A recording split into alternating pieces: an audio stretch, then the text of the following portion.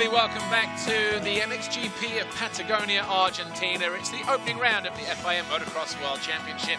My name's Paul Malin, and all season long on MXGPTV.com you can join us for all the action, every race, every weekend, live here on MXGP TV. We've just had a fantastic MX2 qualifying race. What will MXGP throw up? 20 minutes plus 2 laps around this racetrack, just under 1,700 metres long, built on volcanic ash. But what a beautiful part of the world we're in. About an hour or so from Bariloche, just on the infamous Route 40, Ruta 40, here in Argentina. Goes from the top to the bottom of the country, more than 3,000 miles long, more than 5,000 kilometres as well, and one of the most famous roads in the world, right up there with Route 66 in the USA. But 29 degrees, beautiful blue skies, a little bit of cloud cover as well, but not too much in the way of breeze. The MXGP riders making their way towards the end of their sighting lap ahead of the MXGP qualifying race. Free practice this morning. Tim Gajser was fastest for Team HRC ahead of Jeremy Van Voorbeek, the Jerry man, who was fastest for a while for Honda SR Motor Blues, very much a private team. There's your first look at the track if you're joining us for the first time today. Roman Febvre and Arno Tonus were third and fourth, and Tony Cairoli was fifth, with Paul-Anne Lupino, Lieber and Steve DeSalle rounding out the top 10. That was free practice. We'll give you the time practice results in a moment. But as the MXGP riders make their way towards the end of the sighting lap, Lisa Leyland was down on the grid a few moments ago. She caught up with the 777 of Evgeny Bobashev for Boss Factory Kawasaki. But before that, the 189 HRC, Brian Bogus. Now, we just had some great qualifying action in the MX2 class. MXGP class is up next. I want to grab a few words with Team HRC's Brian Bogus. Brian, it's good to see you on the start line. We didn't see much of you last year. I think it was only one event. Just tell us, how does it feel to be back here in Argentina? I guess you're feeling like you want to show everyone what you're made of. Yes, of course. It's amazing to be back here. You know, last year, unfortunately, I couldn't be here because of my injury. The injury took me 10 months, so yes, I only had one round last year, but yeah, I'm really happy to be back here, and this round, you know, I don't want to show exactly what I can do, because I still cannot do this on this moment, because yeah, I still need to get the feeling back, you know, and for sure it will go better race by race. And now I had a 15 time, and I'm very happy with that, because yeah, the level is really high in the MXGP class. So, but I'm sure that I will get better race by race. Well, last year was actually your rookie year in MXGP. How are you going to approach this year? Are you looking at it as a learning year still, or, you know, what is the realistic goal for this year? I mean, I know you need to get the rhythm of the GPs back as well, don't you? If I'm from like the middle of the season till the end, around the top 10, then I'm really happy. And I also have a butt patch with Rookie Season 2.0. So oh, really? Let's yes. Ah, Rookie Season 2.0, brilliant. Yes, you know, because yeah, last year I didn't really had a rookie season, so let's do it over again this year. Brian, it's great to have you back. Have a great race. Thank you. Okay, the next rider I'd like to speak to is Evgeny Bobashev. Jenny, first round of the year. I know you've had a wrist injury that's been holding you back a bit. Just tell us, how are you feeling for the 2019 season going forward? Oh, yeah, upset really, because I have a pain and then I haven't been on a bike 1.5 months. So at the moment I'm struggling. Like, I'm really unhappy with, you know, that's my, like, the first ever start of the season with the injury, and then, like, you know, like, yeah, I feel really down, yeah. Well, that's what it is. I try to fight and see what I can get. So what, I mean, how long do you think, is it still recovering? How long do you think it will be before you're back to full fitness? Yeah, the thing is, like, I don't need the surgery first of all, but I do some rehabilitation, especially with injury, with injections, sorry, but I hope I don't know, like, they said, as you be a normal person, doctor told me like 6 weeks, you know, so I don't know how long it takes, but I need train riding, but I cannot give it to Hill, yeah, that's the problem, yeah. Bobby, I'm so sorry to hear that. But just on a quick positive, you're with the team again for the second year. A lot of other guys have changed their teams and bikes. You must be feeling pretty comfortable in your surroundings with the atmosphere and the team. Yeah, it's all right. Everything, you know. Unfortunately, I missed lots of all testing, and then time with the team. So at the moment, I have to just recover and build up slowly back again. So season's long. I hope I can be back as soon as possible. Yeah. We hope so too. Have a good race. All right, good luck there to Bobby and all the guys. It's time for the MXGP qualifying race. Team Gajser, Jeremy Van Horebeek. Miren al público, cuando les pase cerca, miren el Crowd on their feet over by the wave section beneath the trees there, trying to take a little bit of shade, but the sun all the way round on the opposite side of the circuit now, so they will be starting to get a little bit tanned even in the early days of March here. There's Ingo Parch, our FIM race director, walking down the middle of the start straight, but Roman Febvre was fastest in time practice a short while ago, around about 2:30 that session finished. The Monster Energy Yamaha factory rider with a time of 1:38.5. He was nearly 4 tenths quicker than Tim Gajser for Team HRC. The Jerry Man was third for Honda SR Motor Blues. Clement de Sal, Monster Energy Kawasaki was fourth, and then the Red Bull KTM of Tony Cairoli was fifth. Tonus was sixth. Ahead of his Monster Energy Wilvo Yamaha teammate, Gauthier Paulin, and then Pauls Jonas for Rockstar Energy Husqvarna.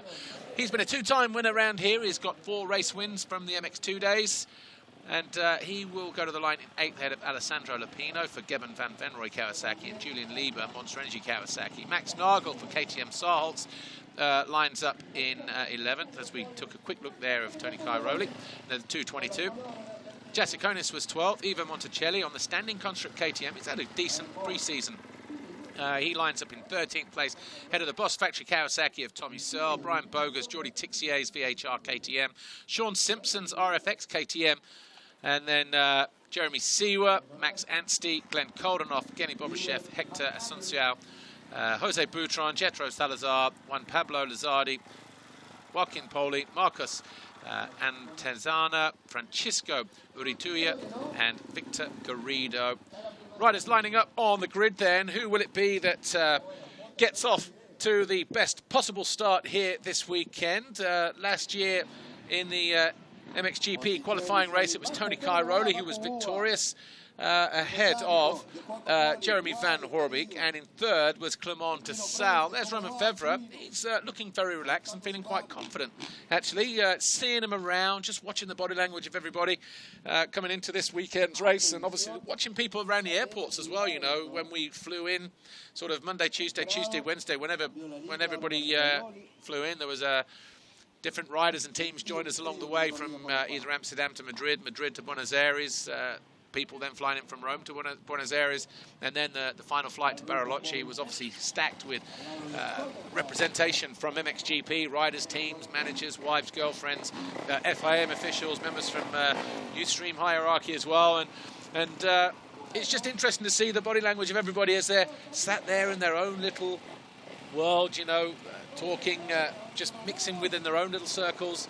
There might be the odd polite hello from across the room here and there, and a little bit of small talk, but as soon as we packed up from Bariloche and made our way here, business all the way. We're not here for a holiday, of course, and Gauthier Paulin, he knows that more than most. And Clement de Sal, he was on our MXGP TV studio show earlier today, and he was looking very relaxed as well. He's had a nice, positive start in terms of good, solid winter.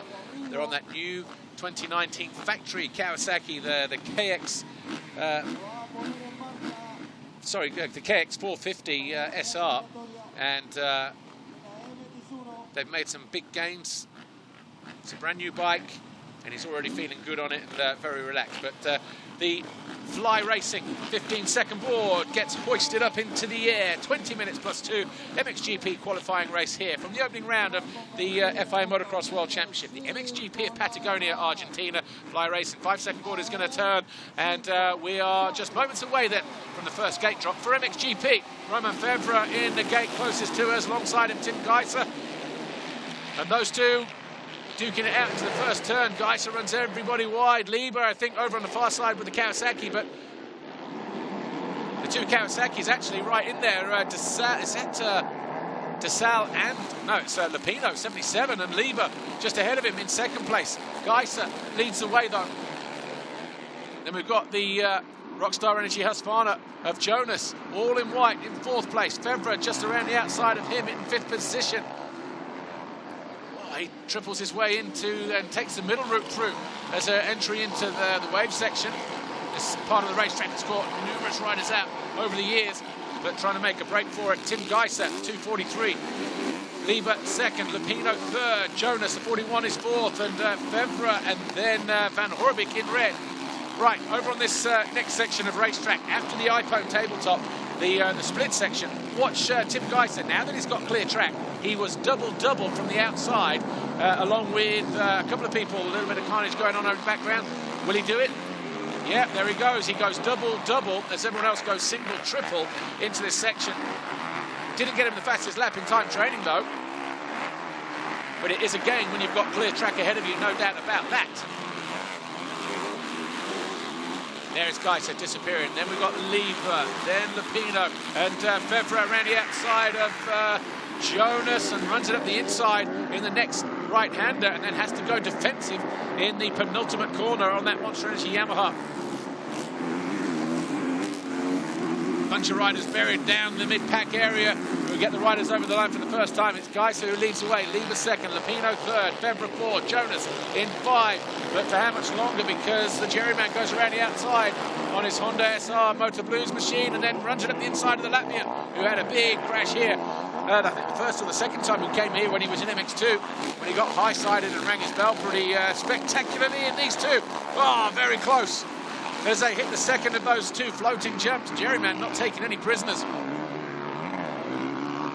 Maybe he got a massive point to prove, actually, giving up the factory ride, not by his own accord, but maybe he just got a little bit too comfortable and a little bit too complacent. Because now his privateer status, he's done a couple of big races at the end of the year, or last year and the start of this year, I should say. But Van Horbik now 5, Jonas in 6, Nagel 7, Anstey 8, Bogus 9, Tonus 10, Sierra 11, Searle 12, DeSalle is in 13th place, Paulin 14, Cairoli 15, 16 is Simpson, 17 Monticelli, Tixier 18, Jessiconis is in 19th place. So we've just got half of the top 10 in around between 10th and 20th position, and they've got a lot of work to do as Febvre goes after Lupino here. Lupino looks across, sees the Frenchman there. He'll go to the outside, he'll use this dirt in the berm, and it was a much smoother route through this time than it was on Jonas a lap ago. Lupino, he had a fantastic end to the season, didn't he? Motocross the Nations, and he just looked so strong. And I think the week before that as well at Imola, he had a good ride in one of the races, but it's still Gajser who leads. He sets the fastest lap of 42.6. Lieber already 2 seconds behind. Febvre just going past the Foxhole shot line now, just coming here into this corner in blue for Yamaha. He's third. Then we've got Jerry closing in on Lupino. Jonas has just got past there by the 99 of Anstey.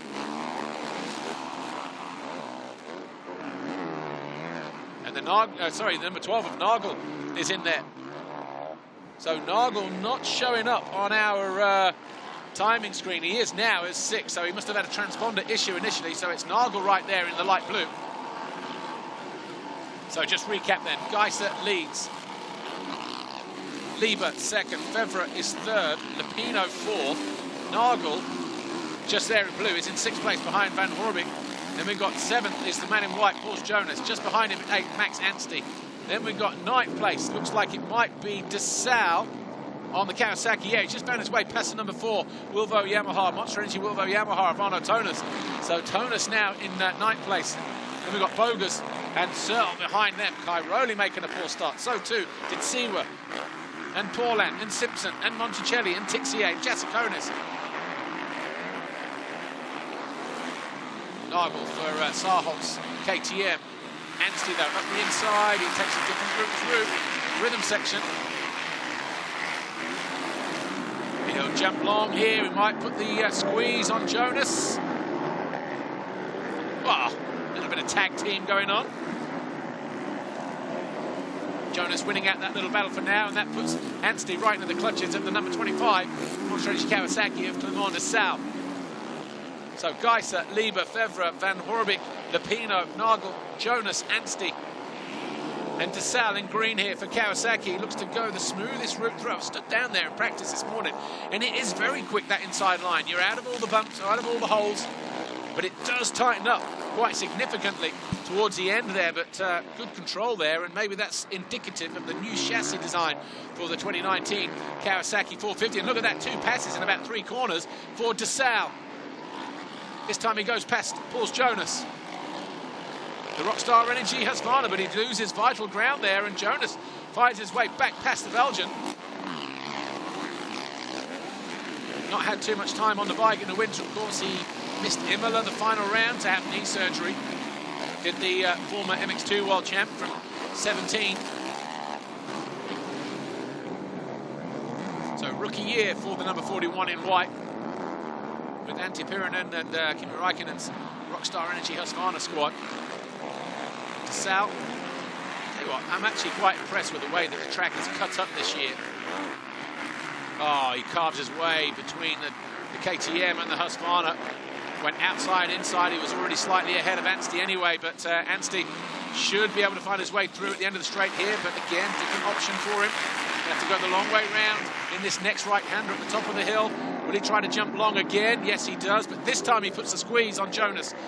Had to work his magic, took him 2 laps to do it, but he's finally gone through, and he's going to give chase to the 25 of de Sal now, Max Anstey.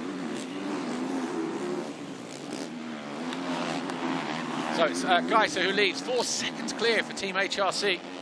He's got good pedigree around here. He's a 2-time winner around here, along with Jeffrey Herlings and Pauls Jonas. And again, looked like de Sal was making a move.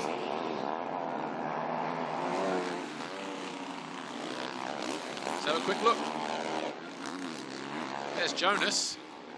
Kai Rolik just behind him. So Gajser leads, Lieber second, Febvre third, Van Horbik 4, Nagel 5. de Sal made that move on Lupino. Here's the 2 Wilvo, Monster Energy Wilvo Yamahas, of the 4 of Tonus and the 21 of Paul-Ann, but Febvre now up in the second. He's down his way past Julian Lieber, and he's got about 4.5 seconds to make up now to Tim Gajser, who is ahead of him on the iPhone jump. There's Paul-Ann.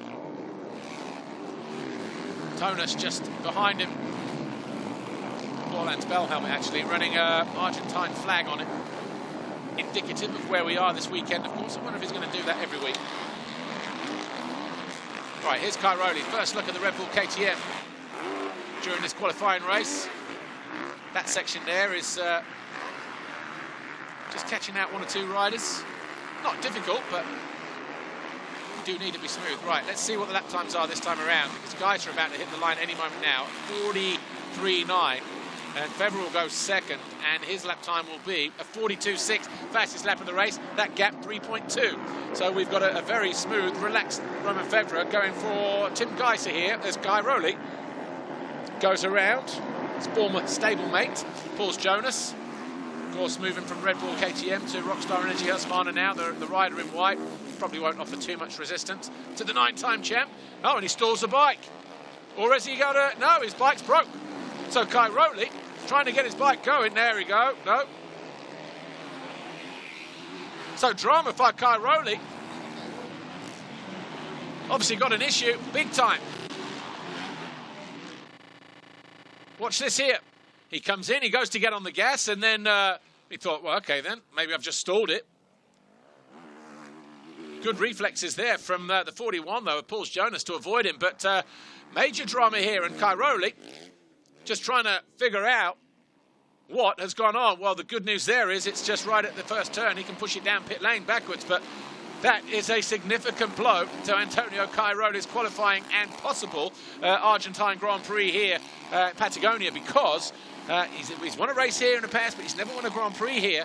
And everybody chalking this one up as, oh, this is Kai Rolik's year because no Jeffrey Herlings, blah, blah, blah. But as we saw, he made a poor start. He was making life difficult for himself. And a technical issue there, just on at the start of lap 5, means that no longer, he is no longer in the race. And those KTMs, very, very rarely go bang. But look at this here, another fastest lap of the race for Romain Febvre. He has got that gap down to a second between him and Gajser. Gajser 1:44.1, Febvre 42.1.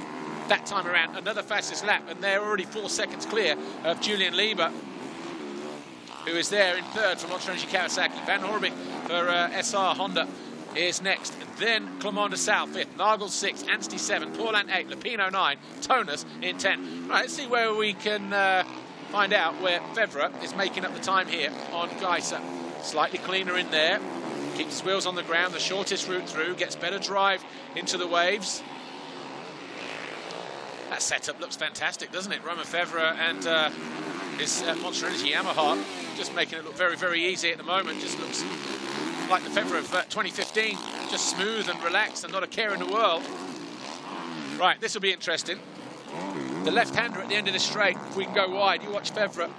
He'll go single, triple, but Gajser will go to the outside and he'll double his way through this next turn. You watch this. He seat bounces his way on. Oh, and he was short, and that is the danger, that is the risk.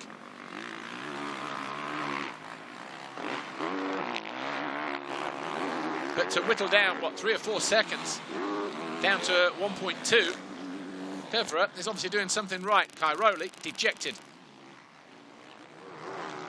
It is, however, only the first round, though. But there will be a lot of column inches given to that situation. Tony Cairoli, 9-time champ, DNF qualifying race 1 here in Argentina.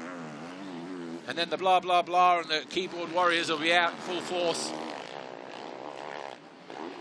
That gap still 1.2 seconds, despite Febvre just messing up a little bit there. Tommy Searle has found his way past Jonas. So too has Monticelli. So Jonas dropping down to 13th now, a little bit ring rusty possibly. Febvre just looking so comfortable, so relaxed. Apart from then, whoa, I tell you what, he was very lucky. He got short and he was off rhythm and he bounced into the deep stuff that was the side of the jump. Watch this. Oh, if we've seen that again from the top of the jump, he nearly took out the jump there itself. Very lucky with that. Lucky he didn't actually squeeze his foot there as well.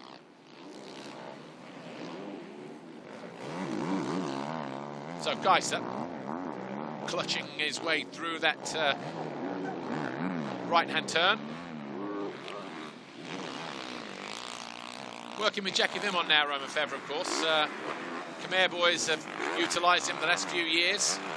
But during the off-season, he spent some time with the Khmer Yamahas. And we'll see, Jackie was there, and the two have struck up a bit of a relationship. And as a result of that, Romain Febvre now working with the France's first ever world champ, Jackie Vimont.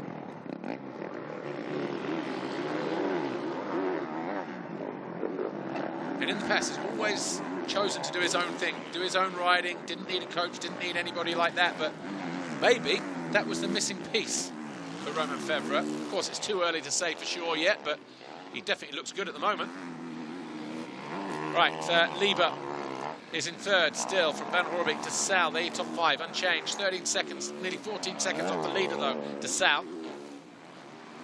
Then we've got a whole gaggle of riders. Nagel, Anstey 7, Paulin 8, Tonus 9, Lupino 10, Searle up to 11. No, Monticelli's found his way past for standing construct KTM. So Monticelli, the Italian, 11. Searle for Boss GP Kawasaki finds himself in 11th, 12th. For Searle, Jessiconis 13, Jonas 14, Siwa 15, Tixier 17, then Simpson 18, Koldenhoff 19, Boutron 20. There's Van Horbik, number 89. And again, nothing in it between these two. Gajser and Febvre, the battle for the lead. Just 5 minutes plus 2 to go. MXGP qualifying, the first qualifying race of the season for the Premier Class here in Patagonia, Argentina. Oh, and he goes back to default. Tim Gajser. It was a little bit too close for comfort. And we talk about seat bounce, but he definitely got bounced out of his seat when he came up short a lap ago.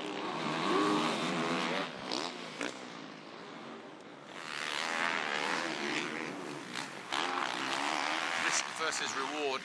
He decided not worth the risk. Very hard over this part of the racetrack here. These final couple of corners, again, not quite clean through that penultimate turn there for the 461 of Febvre. Just lost a little bit of ground. Sometimes maybe it's better just to go in and follow through there when traction is not at a premium. But he's very smooth through there, though. And he jumps long into the face of that jump as well. What we've got going on here, Anstey on Nagel. So that's for 6th place. So Max Anstey, number 99, standing construct KTM, goes past the Sarholz KTM of Nagel. Battle for the lead continues, though. Romain Febvre. This time we'll go the long way round. We'll look to go double-double through here if he can. Not much in it, is there, if you go inside or outside. Probably slightly shorter and therefore a little bit quicker if you do take that inside route through the left. It'll be interesting to see how Febvre approaches the final part of this race here, because in the past, and I'm not being disrespectful here, and he probably sees it, and there's maybe a reason for it, but in the past, when he has been in this position here, or he's come through the field and he's got himself into a position where he can either win or get second or third in a race, he makes a mistake on the final lap, and he just throws in the towel. I wonder if he'll push all the way through. Watch this. Roosted. I wonder if he'll push right the way to the end. Oh, and Gajser just goes down. He spins up on the exit of that left-hand turn. And actually, we saw Febvre just look across there as that happened. So, a change of lead then. 3 minutes to go. Gajser just tips over. And Febvre is your new race leader. 9 laps in the bag. Watch this. Yeah, just lost the front. Febvre just looks across. Thought, okay. That is also indicative of how hard the ground is underneath this loose stuff. So very unpredictable. Even through here, look how hard and choppy it is. Very unforgiving. Right, can Gajser respond here? And with Febvre leading the way by 5 seconds, is he just going to switch off? Or is he going to keep pushing? His lap time last time around was a 44.2. Guess the next time we'll find out when he crosses the line for the 10th lap.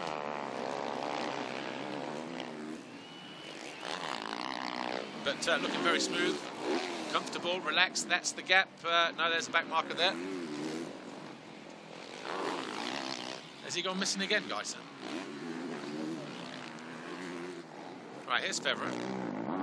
Yeah, he's been off track because Lieber went through, and he's been off in the waves. Big time into the face of the jump. Wow. So Gajser picks himself up then. 2 falls in half a lap for the 2:43 from HRC. And he looks a little bit second-hand, a bit detuned as well. He's just going to ride this one out, I think. Because at the end of the wave section there, and he's making mistakes here, left, right and centre. I tell you what, I bet he is in a lot of pain here, because that is a high-speed part of the racetrack, and you get it wrong on that final wave, and you slam into that face of that Monster Energy jump, that is like a wall of dirt. And we saw where the bike was and where he ended up, over by the peak of the takeoff. And he is, well, you see him in the background there, just the other side of the Monster Energy finish line jump. Is he coming into pit lane for some treatment, or is he going to ride it out for 3 laps here and see what position he can come in at? Maybe we can get a camera down there and find a couple of corners or to pit lane, because this is going to be an interesting tale, just right up there with Tony Cairoli not finishing. Bobryshev hasn't finished either. Right, so Febvre's over the line. He's 8.5 seconds clear of Lieber. Van Hoorbeek 3rd, De Salle 4th, Anstey is in 5th, Nagel 6th, Paulin 7th, Gajser has gone through in 8th. Is he still in 8th place? That's the question. Here's Van Hoorbeek, losing the front end on the landing. There's De Salle. So Van Hoorbeek 3rd, De Salle 4th here from Monster Energy Kawasaki. Behind him in the background there, Max Anstey. Good ride through the field for Anstey for standing construct KTM. Didn't make a great start, but he's had to dig deep here as well. Start more crucial than ever, possibly. Long drag into the first turn, nice and wide as well into that first turn, but it does tighten up, so you can run wide and allow guys to come in up the inside of you. Jasikonis on Lupino. Or is it the other way around? Lupino's made a mistake, actually, because he was in 11th. Searle has gone through, and so too now has Jasikonis. You just saw the flash of red just there, Tommy Searle. So Tommy Searle's got himself back up in the 10th place. Gajser is still out on track. He's lost a position, though, to Arno Tonus, the number 4 for Monster Energy Wilvo. Definitely riding this one out is Tim Gajser. He goes past our camera position, our TV booth, but Febvre, with 2 to go, just looking like he's on a training run at the moment. Again, another confidence-boosting ride at the weekend. Before we came out here, a French International at La Capelle, where he and Gauthier Paulin, that was it, clean sweeping Yamaha's first 4 places. With Siwa getting 3rd and Tonus getting 4th overall. Watson 1 for MX2. Just taking a nice long look to see what 8.5 seconds looks like. And Romain Febvre, of course, picking up his first qualifying race win since Lombardia last year.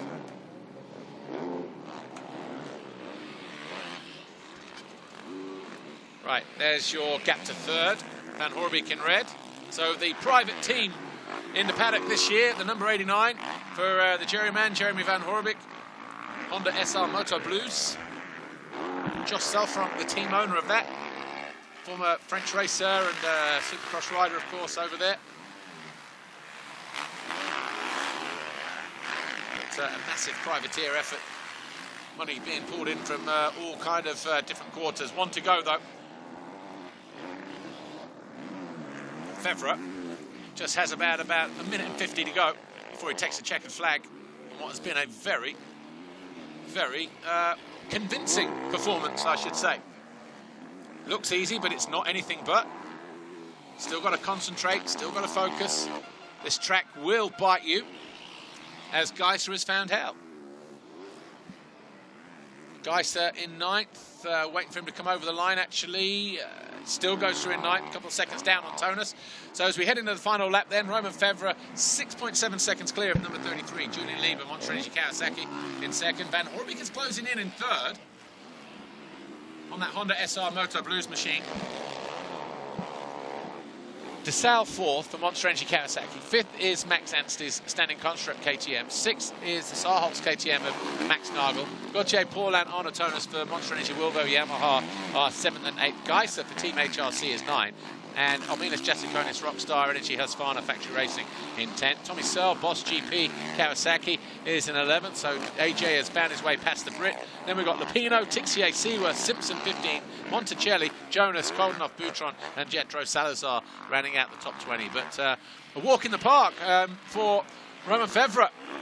Barely broken a sweat underneath that Alpine Stars helmet. Alpine Stars head to toe actually for Febvre this year. Running the new helmet by the Italian manufacturer. That's been more than a couple of years in the making in terms of getting the design right, the weight right, the safety element right. But here's Romain Febvre out of the final turn, takes his first win of the season, and it's qualifying here in the MXGP of Patagonia, Argentina. Fantastic ride. They appreciated that as well. But 4.3 backs it right off on the final lap. Julian Lieber comes home in 2nd position. Salutes the crowd. Pops a nice little wheelie. A little bit of back brake control there for the Frenchman.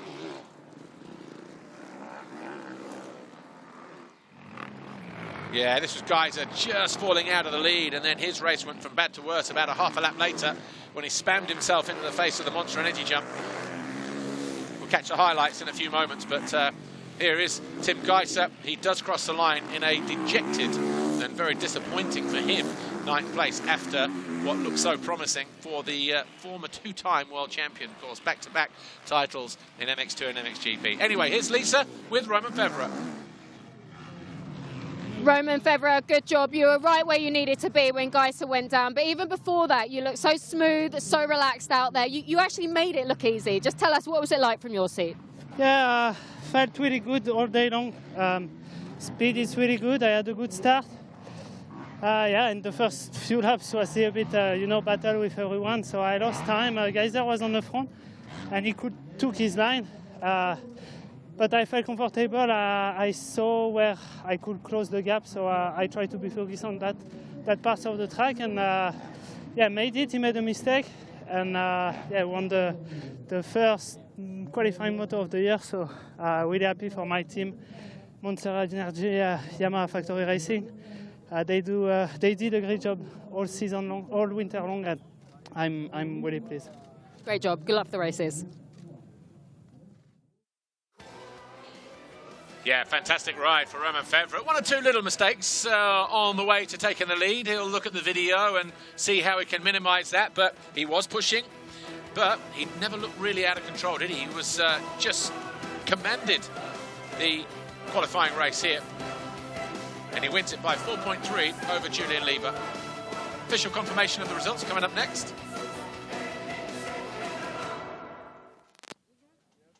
So here's how the MXGP qualifying race finished then. A win for Romain Febvre, Julian Lieber second, Jeremy Van Horbeke third, Clement Desailles fourth, Max Anstey was fifth, then it was Max Nagel, Gauthier Paulin, Arno Tonis, Tim Gajser ninth in the end ahead of AJ Jessiconis. Tommy Searle, Alessandro Lupino, Jeremy Seward, Jordi Tixier, Sean Simpson, Ivo Monticelli, your top 16. Then we had Koldenoff, Jonas Boutron, and Jetro Salazar. Brian Boger's 21st, Joaquin Poli 22nd. Story of the race, Tony Cairoli went out on lap 5, and he will go to the line in 28th place for the races tomorrow. Both races, of course, because the gate position in MXGP determined by how you finish in qualifying on Saturday. And, of course, he'll be disappointed with that. A lot of work to do, but it is only round one. Right, highlights coming up next.